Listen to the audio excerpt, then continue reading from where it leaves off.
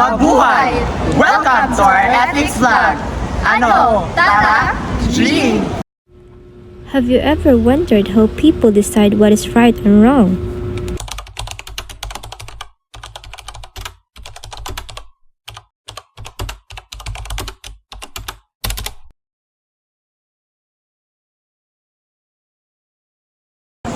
Hi guys! Sana ko nakita nga interview on. What's your name? My name is Jamsi from Tourism Management Department. Unsay nga year?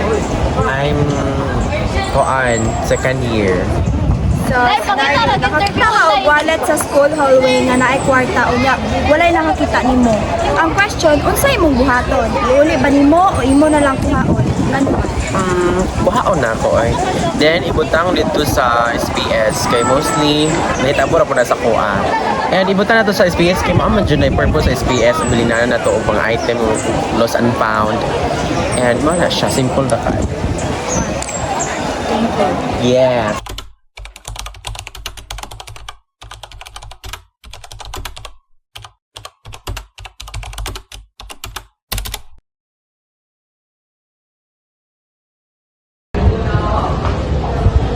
Good afternoon and mabuhay. I am Jose Enrique Tobases and I do have here Miss. And from what department? Alright, so I do have one question, ma'am. So, for example, if gisugo kasi mong mama or even imong parent o gusto ka ba tangyat nagduwa sa cellphone or nakigibuhat sa cellphone. So, usay mo buhaton. Unahon nimo ang sugo sa imong parent or tumano nimo na imong cellphone. Siyempre, as a good daughter, as a good child of my parents, I will tuman their sugo, of course. Ako na yung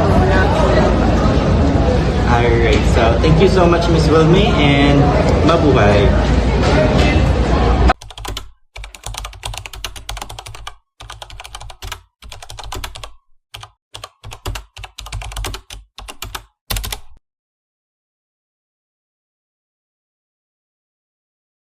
Hey everyone, ano ko nakita nga may interview sa name na to ate. Dorothy Joy Gumapon. Okay, unsay mo pan ano yung UB ate? Unsay mo pan? Sanitary technician. Okay, then ako yung mga question, nako isa mga question ate is kanang nakita nimo imong katrabaho nga ga cellphone dya ikaw nag during your during yung time nga the duty unsay mong buhaton itug-an nimo siya or daily dya nga nung man Dili na ko ituan siya, pero ako sa istoryahan nga while on duty, di gyud dapat mo gamit og cellphone kay gi-orient man mi ana basta on duty, di gyud magamit og cellphone. Okay, maura to ate kanang as kanang kuan student maupod to mo. Thank you pa kayo ate. Maura. Welcome.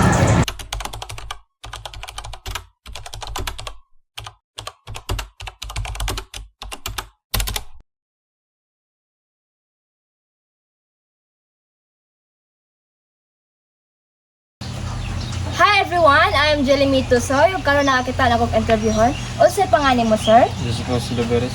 So, mo ni ang senaryo. Bawal ang cellphone during exam. Pero nay emergency message or call gikan sa imong pamilya.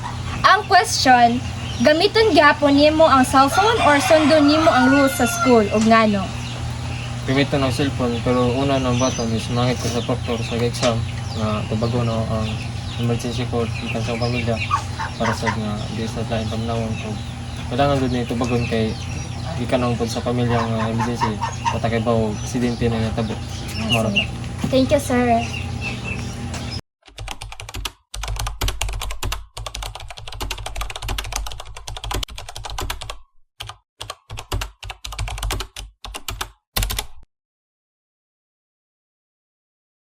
Adlaw ako di si Mark Vincent Saldivar ug karong adlaw na tay interview nga pagahimuon. Ma'am, Hi, ako di si Kyla Bernasor. pwede na ba nato sugdan ang interview, ma'am? Sige, sir. Ang pangutana is kung ang tanan nagsunod sa balaod pero sayop para nimo, mosunod ba gyapon ka nya ngano? Well, musunod gihapon ko sa balaod.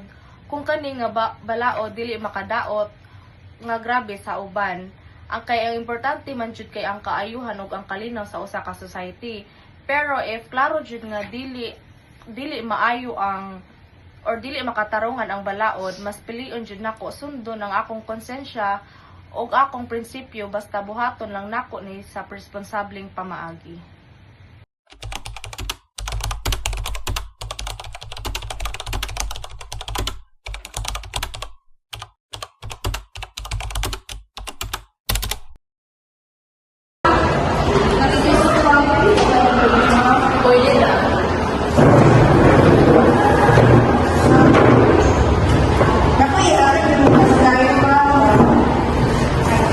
Kanang intahay ang imo classmate wala nasulod sa school kay nagbantay sa iyang mama nga masukiton. Parang imo masakto ba maipani siya sa iyong teacher nga niya since dyan ang dawa ang niya na sa iyong mga activity? Hindi. Kaya naman, may valid na yung reason.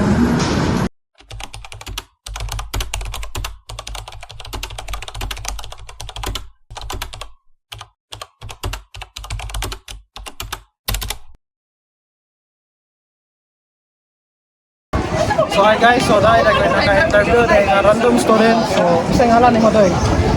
Adre Bagyo. So, nalang ko gamay pautanan mo. Sir, pertagaan ka ng senaryo, okay? So, ang senaryo, nakita ni mo nga gibuli ang usa ka student sa school. Ang pautanan na ako bro, kung ang nagbuli kay popular students, mo defend magyapon ka sa victim, bisan maapil ka sa mga sa'yo. Regardless of popular share day, defend gapon nimo kay para why problema mauso para if ignore nimo siya sa mo to ka harsh and bully mo na dapat mo defend mo siya isa pa Kumara tayo tabag mo, sir. So, lamat bro.